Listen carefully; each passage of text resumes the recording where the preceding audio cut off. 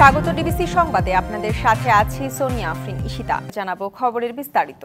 যে কোনো হঠকারী কাজ থেকে তরুণদের বিরত থাকার আহ্বান জানিয়েছেন বিএনপি মহাসচিব মির্জা ফখরুল ইসলাম আলমগীর। তিনি বলেন, দেশের ক্রান্তি লগ্নে তরুণরা দায়িত্ব নিয়েছেন।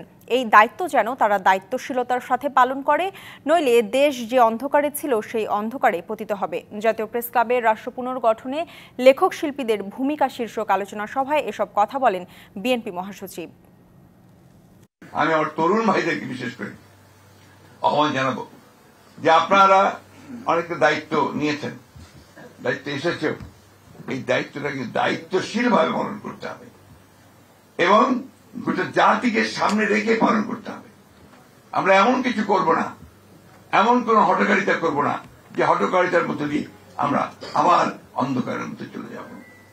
সকলেরই এখন যেটা উচিত যে অনৈক্য সৃষ্টি না করে ঐক্যের মধ্যে থেকে আমরা যে সুযোগটা সামনে পেয়েছি সেই সুযোগটাকে কাজে লাগিয়ে অন্তত আমরা কিছুটা সামনে এগিয়ে যাই।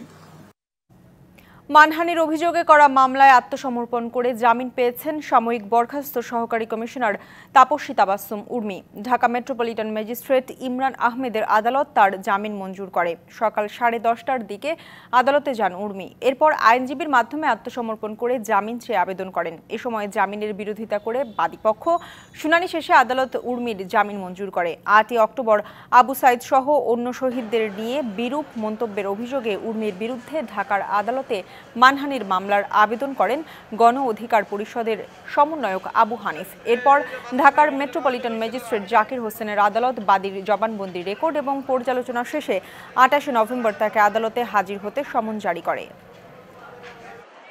রাষ্ট্রপতি ও প্রধানমন্ত্রীর ক্ষমতার ভারসাম্য আনতে সংবিধান সংস্কারের প্রস্তাব দিয়েছে জাতীয় পার্টি। একই সাথে বাংলাদেশের প্রেক্ষাপটে এখনই আনুপাতিক হারে নির্বাচন করা সম্ভব নয় বলেও মত দলটির চেয়ারম্যান জি.এম. কাদেরের। সংস্কার প্রয়োজন, তবে কোনো রাজনৈতিক দলের নিষিদ্ধকরণ সমর্থন করে না জাতীয় পার্টি।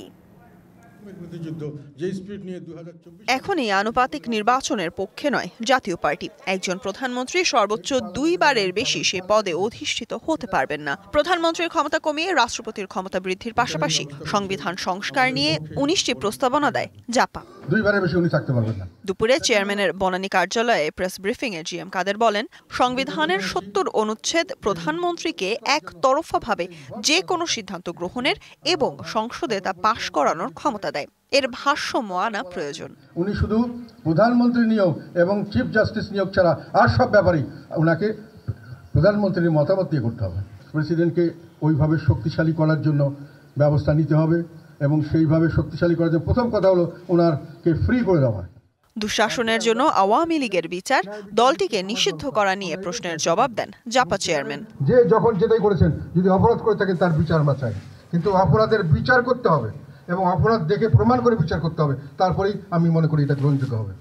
কোনো দলকে ব্যান করতে যেন না, ব্যান করলে তার যদি জনসমর্থন থাকে তারা সরকারের বিরুদ্ধে সবসময় একটা ষড়যন্ত্রে লিপ্ত হবে, হয়তো তারা সরকারকে পতন করার চেষ্টা করতে পারে। সবসময় দেশে একটা অশান্ত পরিস্থিতি থাকবে। বাংলাদেশে কখনোই সম্পূর্ণ গণতন্ত্র ছিল না, সবসময় এটি কুলুষিত হয়েছিল জানান সাবেক সামরিক শাসক হুসাইন মোহাম্মদ এরশাদের গড়া দল জাতীয় পার্টির চেয়ারম্যান জি.এম. কাদের।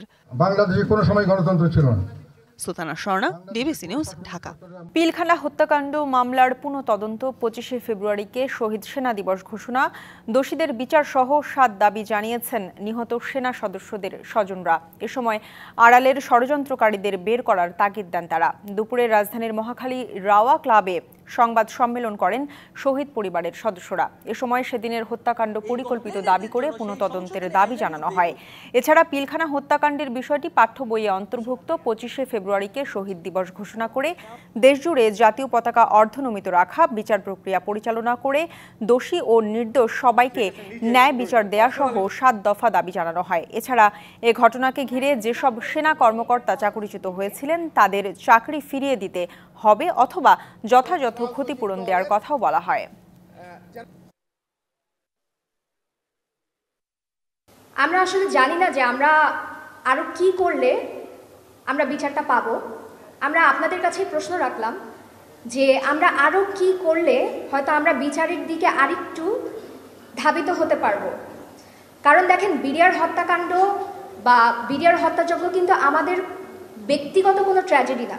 প্রিজনের ভিতরে অনেকগুলো বিডিআর জওয়ানকে তারা হত্যা করলো, এবং যখন অনেকগুলো বিডিআর জওয়ানকে হত্যা করেছে সিস্টেম্যাটিক্যালি, বোঝাই যাচ্ছে যে আসলে তারা এই হত্যাযজ্ঞ চালিয়েছে ভেতরে, জেলের ভেতরে, যেন কিনা কোনো ইনফরমেশন বের হয়ে না আসে। সিটি কর্পোরেশন ও পৌরসভায় জনপ্রতিনিধি না থাকায় বিপাকে সেবা প্রত্যাশীরা। জন্ম মৃত্যু নিবন্ধন, ওয়ারিশ সনদ সহ প্রয়োজনীয় সেবা পেতে সময় ও দুর্ভোগ পোহাতে হচ্ছে সাধারণ মানুষকে। প্রশাসক থাকলেও দুর্ভোগ কমছে না। সংশ্লিষ্টদের দাবি, দুর্ভোগ কমাতে নানা উদ্যোগ নেওয়া হয়েছে। ঢাকাসহ সারা দেশে 12টি সিটি কর্পোরেশন ও 323টি পৌরসভা। এসব সিটি কর্পোরেশন সহ পৌরসভাগুলোতে প্রতিদিন হাজারো মানুষ আসে শিক্ষা প্রতিষ্ঠানে ভর্তি, পাসপোর্ট, জাতীয় পরিচয়পত্র, ভিসা আবেদন সহ 19টি নাগরিক সেবা পেতে। 5 আগস্ট সরকার পতনের পর থেকে দেশের এসব সিটি কর্পোরেশন ও পৌরসভাগুলোতে জনপ্রতিনিধিরা অনুপস্থিত। তাদের অনুপস্থিতিতে নাগরিক সেবা দিতে হিমশিম খাচ্ছে প্রশাসক ও সরকারি কর্মকর্তারা। এমন বাস্তবতায় গুরুত্বপূর্ণ নাগরিক সেবা পেতে চরম দুর্ভোগ ও ভোগান্তির শিকার হচ্ছে সেবা প্রত্যাশীরা।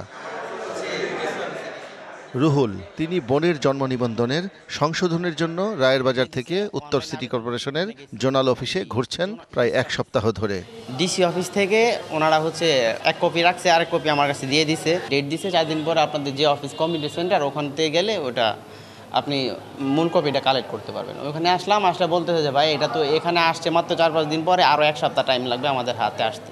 রাজধানীর কাউন্সিলর অফিস ও জোনাল অফিসের কর্মচারীরা বলছেন তারা সাধ্যমতো চেষ্টা করছেন সেবা দিতে, তবে জনপ্রতিনিধি না থাকায় উঠে আসে তাদের সীমাবদ্ধতার কথাও। এক ব্যক্তি 9টা ওয়ার্ড করা সম্ভব না, আপনারা ভাগ করে দেন, 3টে ওয়ার্ড করে দেন, আরও 2জন অফিসার দেন। এই 9টা ওয়ার্ডের দায়িত্ব একজনকে দেওয়া হয়েছে। তাই 9টা ওয়ার্ড থেকে রোজ যদি একটা ওয়ার্ড থেকে 20টার সার্টিফিকেটও যায়, তাহলে 180টা সার্টিফিকেট হয়। হ্যাঁ, এগুলা চেক করার ব্যাপার আছে, মনে করেন অনুমোদনের ব্যাপার আছে। কাউন্সিলর মহোদয় না থাকার কারণে একটু দেরি হচ্ছে। এসব বিষয়ে ঢাকার উত্তর সিটি কর্পোরেশনের প্রধান নির্বাহী কর্মকর্তা জানান, নাগরিক সেবা নিশ্চিত করতে তারা সর্বোচ্চ চেষ্টা করছেন, তবে সেবা প্রত্যাশীদের আবেদন যাচাই বাছাই করতে গিয়ে কিছুটা সময় লাগছে। যখন কাউন্সিলররা ছিলেন তখন একটা লোকাল অ্যাটাচমেন্টের কারণে সবাইকে চিনতেন, জানতেন, বাট এইখানে একটু সমস্যা আছে। সে কারণে এই সার্টিফিকেটগুলা বা ঠিকানা সঠিক কিনা এটা যাচাই করতে কিছুটা সময় নিচ্ছে। এই সময়টা সেবা প্রার্থীরা দিতে চায় না। স্বল্প সময়ে সেবা নিশ্চিত করতে পুরো সিটি কর্পোরেশন এলাকায় কাউন্সিলর অফিসের কাজগুলোকে 10টি জোনাল অফিসকে ভাগ করে দেওয়া হয়েছে বলে জানান এই কর্মকর্তা। আমাদের এই জন্ম নিবন্ধনের সিস্টেমটাকে ইন্টারফেসিং করার জন্য আমরা জন্ম নিবন্ধন যে দপ্তর আছে, রেজিস্ট্রার জেনারেলের কার্যালয়, তাকে আমরা অনুরোধ করব যাতে এটা সহজ হয়ে যায়। ভেরিফিকেশনটা সহজ হলে কার্য নিষ্পত্তির টাইম কিন্তু কমে আসবে। শাহ ইমন, ডিবিসি নিউজ, ঢাকা। সুরক্ষা নীতিমালা না থাকায় অবৈধ দখল ও ভবন নির্মাণ থামছে না বলে মন্তব্য করেছেন পরিবেশ, বন ও জলবায়ু বিষয়ক উপদেষ্টা সৈয়দা রিজওয়ানা হাসান। সকালে সেগুনবাগিচায় নগর উন্নয়ন অধিদপ্তর আয়োজিত এক সেমিনারে একথা বলেন তিনি। অনুষ্ঠানে পায়রা বন্দর নগরী ও কুয়াকাটা উপকূলীয় অঞ্চলের পরিবেশ পর্যটন ভিত্তিক সমন্বিত পরিকল্পনা প্রস্তাব উপস্থাপন করা হয়। পরিকল্পনার বেশ কয়েকটি দুর্বলতা চিহ্নিত করে উপদেষ্টা বলেন, অতি দ্রুত উপকূল জোন ম্যানেজমেন্ট নীতিমালা করা প্রয়োজন। কক্সবাজারে জমি আগ্রাসন ও খুলনা যশোরে চিংড়ি চাষিরা পাইপিং করছে অভিযোগ করে তিনি বলেন, কৃষি জমি সুরক্ষা আইনের সাথে সারা দেশে জমি সুরক্ষা আইন বাধ্যতামূলক করা হবে। কুয়াকাটা প্রকল্পে গলফ কোর্স ও বিমানবন্দর নির্মাণ প্রস্তাবের সমালোচনাও করেন পরিবেশ উপদেষ্টা।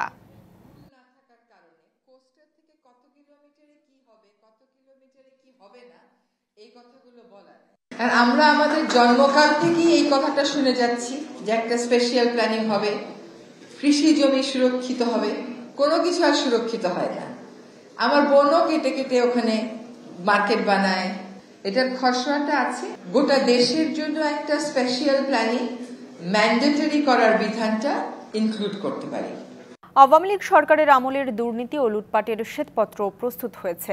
1 ডিসেম্বর প্রধান উপদেষ্টার কাছে দেয়া হবে বলে জানিয়েছেন শ্বেতপত্র প্রণয়ন কমিটির প্রধান ডক্টর দেবপ্রিয় ভট্টাচার্য। এ সময় তিনি বলেন, আর্থিক স্বস্তি ও জননিরাপত্তা না আসলে কাজে আসবে না কোনো সংস্কার। সকালে ইআরএফ কার্যালয়ে বর্তমান অর্থনৈতিক অবস্থা নিয়ে সেমিনারে এসব কথা বলেন তিনি। অর্থনীতিবিদরা বলেন, আগামী 6 মাসে যদি রিজার্ভের স্বস্তি না আসে তবে অর্থনীতিতে বড় ধরনের সংকট তৈরি হবে। জানান, দেশের অর্থনৈতিক স্থিতিশীলতা ব্যাহত করছে উচ্চ মূল্যস্ফীতি। রিজার্ভ বাড়ালে আমদানিতে স্বস্তি তৈরি হয়, আস্তে আস্তে কমে আসে মূল্যস্ফীতি। দেশে এখন অর্থনৈতিক অনিশ্চয়তা তৈরি হয়েছে, তাই বিনিয়োগ ব্যাহত হবে। আর বিনিয়োগ না বাড়লে কর্মসংস্থান নিশ্চিত হয় না। ব্যাংক খাত স্বস্তিতে ফিরছে উল্লেখ করে বলা হয়, রেমিটেন্স এবং রপ্তানি আয় বৃদ্ধি অব্যাহত থাকলে উন্নতি আশা করা যায়। আমরা যে পলিসিগুলো নিয়েছি, আমরা কিন্তু ইম্পোর্টটাকে কম্প্রেস করে রাখতে হচ্ছে। কেন? একটা কনসার্ন হচ্ছে আমাদের এনাফ রিজার্ভ নাই। আমরা যে এখন চ্যালেঞ্জের মধ্যে যাচ্ছি, সত্যিকার অর্থে এটা একটা আনপ্রেসিডেন্টেড চ্যালেঞ্জ, যেখানে দুটো জিনিস একসঙ্গে যোগ হয়েছে, ইনফ্লেশন এবং রিজার্ভ ক্রাইসিস। শ্বেতপত্রের অভিজ্ঞতার ভিত্তিতে এবং দেশের বর্তমান পরিস্থিতি সম্বন্ধে দলিল দরকার। যদি অর্থনৈতিক ক্ষেত্রে মানুষ, জনগণ স্বস্তি না পায় এবং তার সাথে আইন শৃঙ্খলাতে যদি সে নিরাপত্তা বোধ না করে, অর্থাৎ আর্থিক স্বস্তি এবং নিরাপত্তা, এই দুটোকে যদি না ঠিক করা যায়, তাহলে আমাদের সংস্কারের কোনো উচ্চাশাই কিন্তু আমরা পৌঁছাতে পারবো না। বকেয়া বেতন সহ বিভিন্ন দাবিতে গাজীপুরের কালিয়াকৈর চন্দ্রাতে ঢাকা টাঙ্গাইল মহাসড়ক অবরোধ করেছেন মাহমুদ জিন্স কারখানার শ্রমিকরা। শ্রমিকদের 1 মাসের বকেয়া, সার্ভিস বেনিফিট এবং কারখানার কর্মকর্তা ও কর্মচারীদের ক্ষেত্রে 6 থেকে 9 মাসের বকেয়া বেতন এবং সার্ভিস বেনিফিটের দাবিতে সকাল 9টা থেকে মহাসড়ক অবরোধ করা হয়। এদিকে যান চলাচল বন্ধ থাকায় বিপাকে পড়েছেন ওই মহাসড়ক ব্যবহারকারীরা। শিল্প পুলিশ জানিয়েছে, মালিকপক্ষ ও বিক্ষুব্ধদের সাথে কথা বলে মহাসড়কে যান চলাচল স্বাভাবিক করার চেষ্টা চলছে। দিনাজপুরের হিলি স্থলবন্দর দিয়ে ভারত থেকে চাল আমদানি অব্যাহত থাকলেও এর কোনো প্রভাব পড়েনি খুচরা বাজারে। বিক্রি হচ্ছে আগের বাড়তি দরেই। বাজারে স্বস্তি ফেরাতে প্রায় 2 বছর বন্ধ থাকার পর 11ই নভেম্বর চাল আমদানি শুরু হয়। 23শে নভেম্বর পর্যন্ত হিলি স্থলবন্দর দিয়ে ভারত থেকে আমদানি হয়েছে 7,685 মেট্রিক টন চাল। প্রকারভেদে প্রতি টনের দাম পড়েছে 410 থেকে 470 মার্কিন ডলার। আমদানিতে প্রত্যাহার করা হয়েছে বিদ্যমান শুল্ক, এরপরও দাম কমছে না। আমদানিকারকরা বলছেন, বেশি দামে চাল কিনতে হচ্ছে বলে দাম কমানো সম্ভব হচ্ছে না। তবে আমদানির পরিমাণ বাড়ালে দাম কমে আসবে।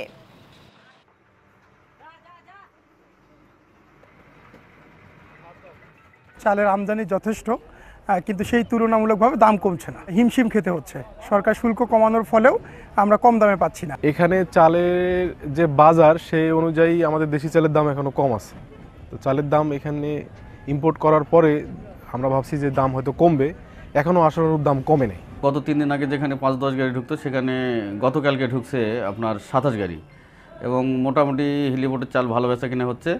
আপনার স্বর্ণা 5 চলছে 52 টাকা, আর আপনার সম্পা কাটারি চলছে 57-58 টাকা, এবং চালটা আরও যদি পর্যাপ্ত পরিমাণ ঢোকে তাহলে চালের দামটা আরও কমে আসবে। অতিবৃষ্টি ও বেশিরভাগ জমির ধান চিটা হয়ে যাওয়া সহ নানা কারণে আমনের ফলনে বিপর্যয়ের শঙ্কা করছেন নড়াইলের কৃষক।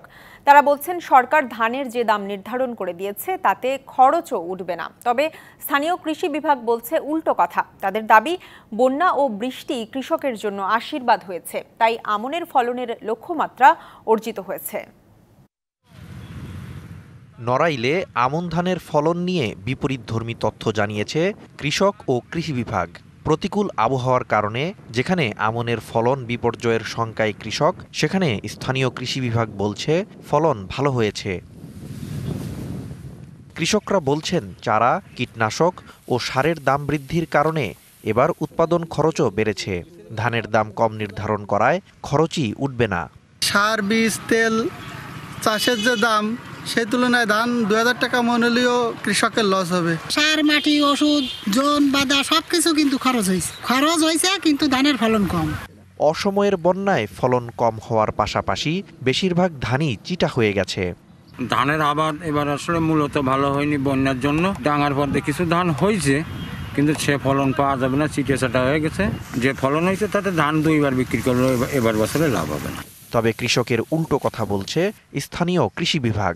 কৃষি সম্প্রসারণ অফিসার আমরা জেলা পর্যায় থেকে কৃষকদের পাশে সবসময়, এবং এই যে সরকারের যে প্রণোদনা পুনর্বাসন যে কর্মসূচি, সেখান থেকে বীজ, সার, কৃষি উপকরণগুলো এগুলো আমরা কৃষকদেরকে বিতরণ করছি। কৃষি বিভাগ জানিয়েছে, জেলায় 42,900 হেক্টর জমিতে রোপা আমন ধান আবাদের লক্ষ্যমাত্রা থাকলেও আবাদ হয়েছে তার চেয়েও বেশি। DVC news desk. বাজারে মিলছে ভালো দাম, আর তাই কুষ্টিয়ায় অনেক কৃষক চাষ করছেন আলু ও পেঁয়াজের। তবে আবাদ বৃদ্ধির কারণে দেখা দিয়েছে বীজ সংকট।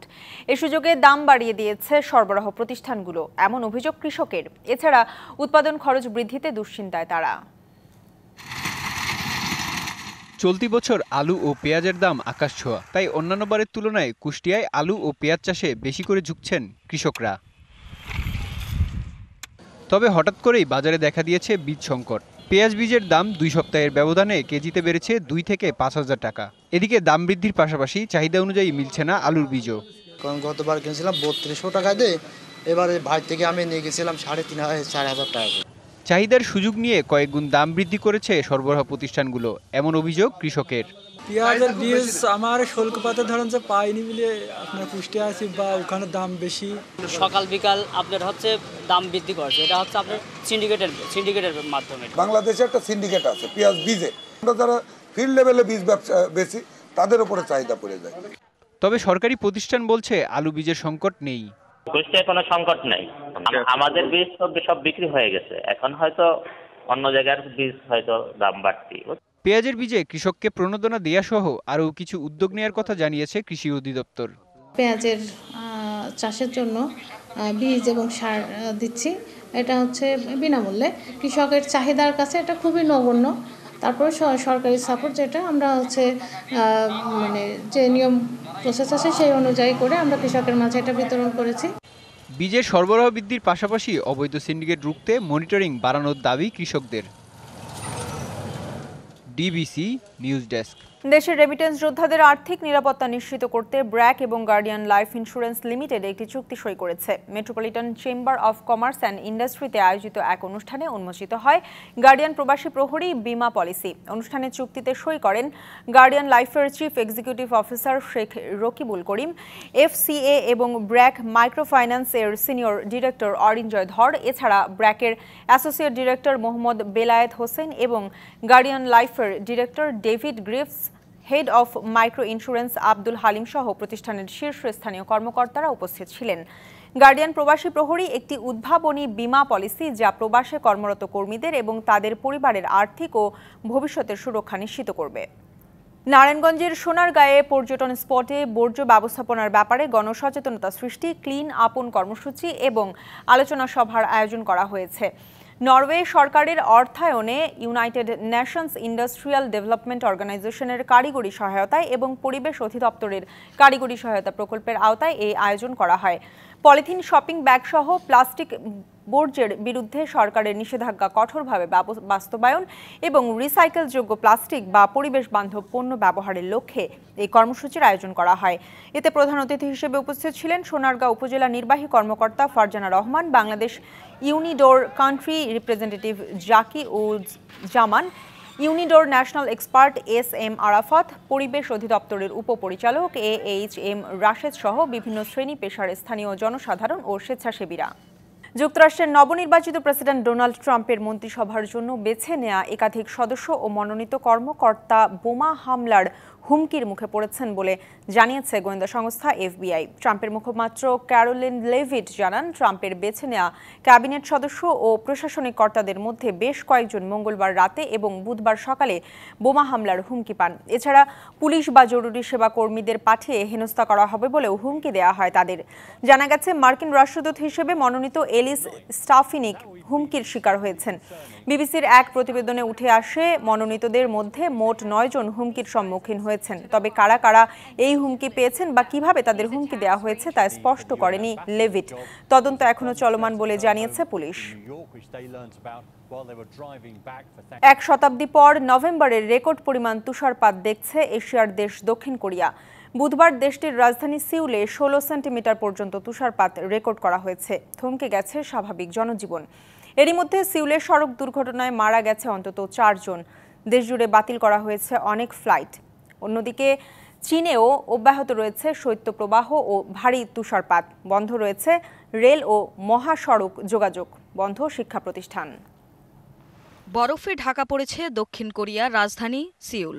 শ্বেত শুভ্র এই তুষারপাত রেকর্ড ভেঙেছে 1960 সালের। বুধবার সিউলে তুষারপাত হয় 16 সেন্টিমিটার পর্যন্ত। এর আগে ১৯৭২ সালের নভেম্বর মাসে এই শহরটিতে সর্বোচ্চ তুষারপাত হয় ১২.৪ সেন্টিমিটার। অস্বাভাবিক তুষারপাতে রাজধানীসহ পুরো দেশ থমকে গেছে। বাতিল করা হয়েছে অনেক ফ্লাইট, বন্ধ হয়ে গেছে রাস্তাঘাট, থমকে গেছে জীবনযাত্রা। অপ্রত্যাশিত এই তুষারপাত দেশটির স্বাভাবিক জনজীবনকে স্থবির করে দিয়েছে। ক্ষতি মোকাবেলায় আধুনিক প্রযুক্তির ব্যবহারে তাগিদ এসেছে। এদিকে শৈত্যপ্রবাহ ও ভারী তুষারপাতে জবুথবু চীন। দেশটির রাজধানী বেইজিং ঢেকে গেছে বরফে। মঙ্গলবার চলতি শীত মৌসুমের প্রথম তুষারপাত দেখে বেইজিং। রবিবার থেকে শৈত্যপ্রবাহের আশঙ্কায় সতর্কতার আওতায় আছে শহরটি। তুষারপতনে জনজীবন বিপর্যস্ত Heilongjiang, Jilin, Liaoning, Shanxi, Hebei, Mongolia, Gansu সহ অনেক অঞ্চলে। সোমবার হেইলংজিয়াং প্রদেশের হেগাং শহরে তুষারঝড় হয়। সঙ্গে তুষারপাতে বন্ধ হয়ে পড়ে রেললাইন, মহাসড়ক নির্মাণ প্রকল্প।